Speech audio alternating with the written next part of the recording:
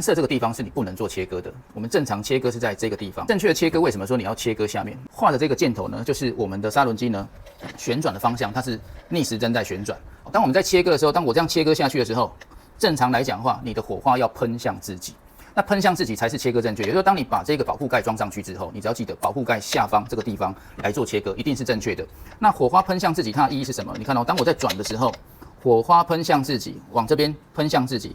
可是当我稍微切深一点，它就往前跑，对不对？当我往前跑有一点不 Q 的时候呢，它的砂轮片是往前跑的，它不会朝向你自己。